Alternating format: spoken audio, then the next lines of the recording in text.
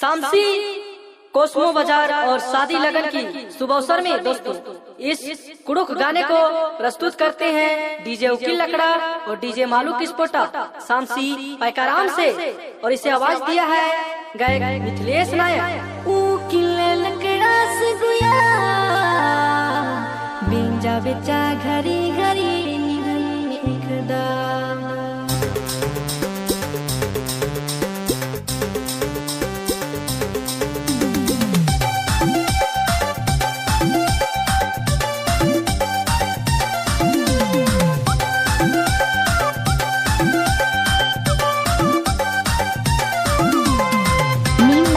पुनः डांडी मीन लाइक द डीजे अजय मिंज राजमहल मोहनपुर कैप्टोला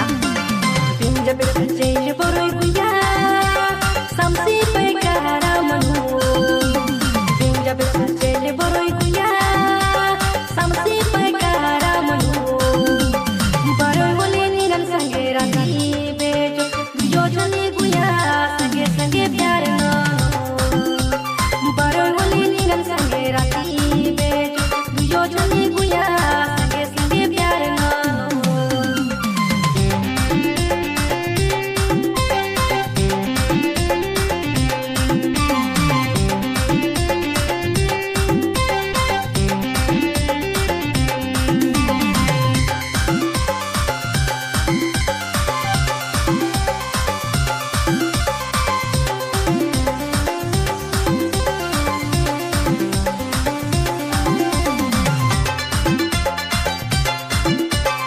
राजमहल मोहनपुर कैप्टोला साहिब शामसी कसमू बजर गुया सोपिन ना चल बरो उकील लकड़ा से घड़ी घड़ी से ले निगाया सराय रदा डीजे उकील लकड़ा शामसी कसमू बजर गुया सोपिन ना चल बरो उकील लकड़ा से घड़ी घड़ी से ले निगाया सराय रदा डीजे अजय मिंज डीजे शिवा मिंज राजमहल गुया संगे संगे प्यार बरोई बोले निगन संगे राती बेजो जो चले गुया संगे संगे प्यार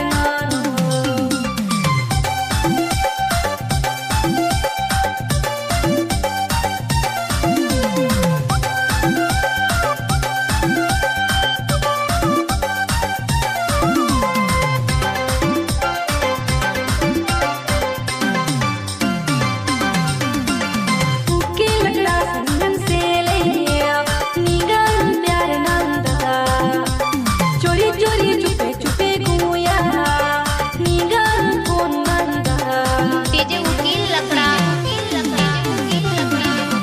उकील लकड़ा संगन से ले निगन प्यार नंदा चोरी चोरी चुपे चुपे गुया निगन कौन नंदा। आप सुन रहे हैं डीजे अजय मिंज राजमहल साहिबगंज की प्रस्तुति। संगे संगे प्यार बरोई बोले निगन संगे राती बेजो जो चले गुया संगे संगे प्यार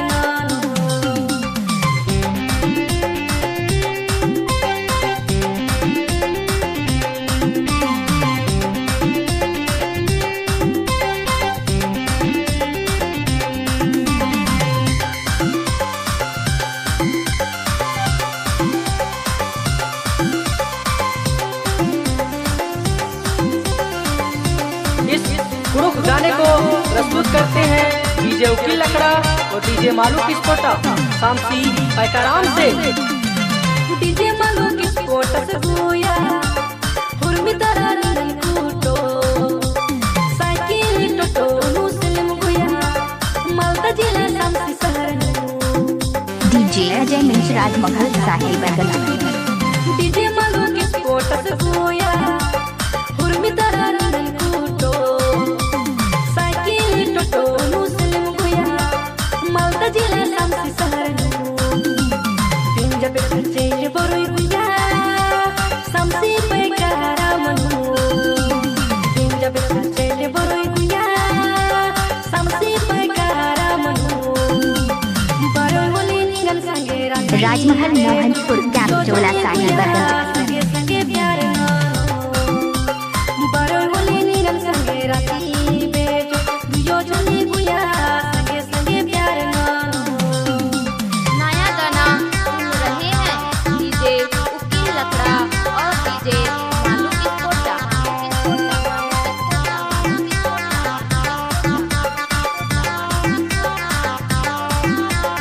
डीजे शिवा मिल्स राजमहल।